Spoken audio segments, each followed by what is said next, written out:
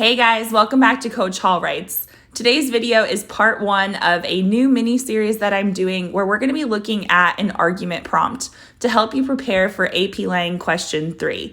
So I'm going to call this series Class with Coach Hall. I hope to do more of these throughout the semester. So if you like this format, let me know in the comments below, or you can let me know by hitting that like button. So today we're going to be talking about a prompt about competition. This was not a prompt used on the AP Lang exam, but it is a good way to get comfortable with the different expectations of how do you actually write an argument essay. So what we're going to do in today's video is we're going to do a lot of the planning. We're just going to get comfortable with the topic. In the upcoming videos, we're going to talk about selecting our evidence and writing our commentary. In order to make this sort of like a regular class, I'm going to cue you at different times to pause the video. So if you want some extra practice, go ahead and hit pause and then answer the question that's on the screen or the question that I posed in the video. You can write down your notes and then hit play and you can resume where you left off. Let's go ahead and look at our essential question for this mini series, and that is, to what extent is competition harmful? So we want to keep in mind that when we eventually write an argument essay, we need to assert a position. We need to have a defensible thesis, and we need to be able to develop that claim. So you basically have to take a stance or pick a side. That being said, right now we're still brainstorming. So we're still trying to figure out how exactly we feel about this topic. And so we want to remember that claims exist on a spectrum. And that means that there's a whole bunch of possible claims that you can make. But what we want to remember is that we need to avoid absolutes. So absolutes would be always and never. If you say competition is never helpful and someone can prove you wrong, then they've debunked your whole claim.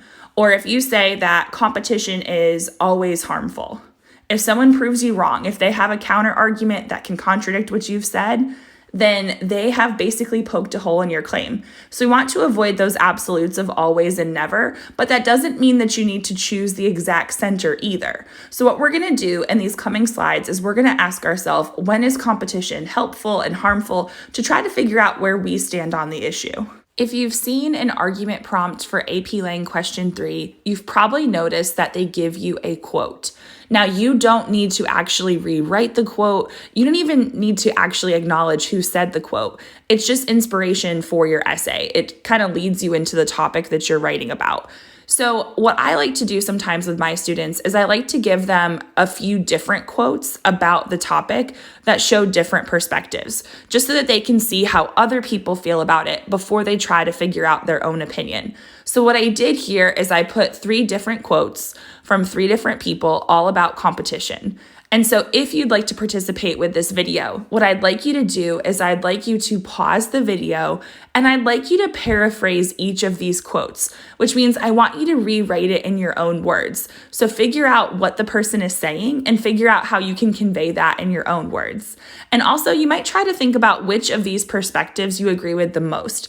It doesn't mean that you have to agree with it 100%, but which one of these speaks to you the most? Okay, so if you're following along with the video, go ahead and pause now so you can paraphrase these 3 quotes. I like to tell my students that each Q3 prompt has a buzzword. And so for this particular prompt, even though it's not an official College Board prompt, the buzzword or main idea is competition. So we need to think about, what do we mean when we say competition? So I want you to pause the video now and brainstorm. What are some different types of competition that you can think of? So here are some answers that my students came up with. We left it kind of general, so this is probably not an inclusive list. You might have had some other ideas, or maybe your ideas were more specific, and that's totally okay. But we came up with elections. We talked about how it could be presidential elections or maybe student council elections, sports and games. So many things fall under that, everything from football to chess. And then you've got like workplace competition and job interviews. There's academic competition, so things like scholarships and class rank, and then economic competition. So now we're going to continue brainstorming and continue setting parameters for our argument by asking ourselves, when is competition healthy?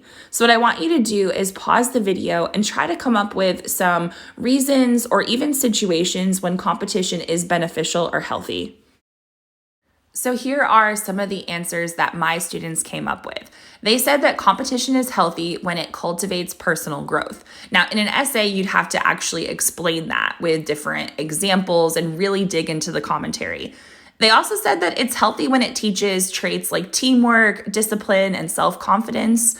I also really like this answer. Competition is healthy when it leads to innovation. And then lastly, it is healthy when it helps you deal with adversity and it helps you learn to be a better sport. So that's what my students said as far as when competition is healthy. Now, you might have additional reasons as well. So now we're going to look at it from the opposite perspective. When is competition unhealthy? So what I want you to do is pause the video and jot down some examples or reasons or situations when competition is unhealthy. So let's go ahead and look at some possible reasons why competition might be unhealthy. So my students said that competition is unhealthy when it leads to a distorted self-image. So this could be egotism, maybe the person's not very humble, or it could be the opposite. It could be a lack of self-esteem, meaning that the person's been so beaten down that they just don't believe in themselves anymore.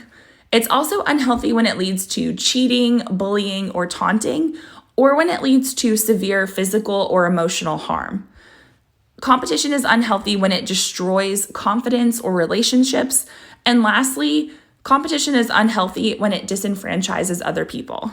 So with these exercises, what we've done is we've just done a little bit of preliminary brainstorming, trying to figure out how exactly you feel about the topic. So hopefully now you have a better idea about how you feel about competition.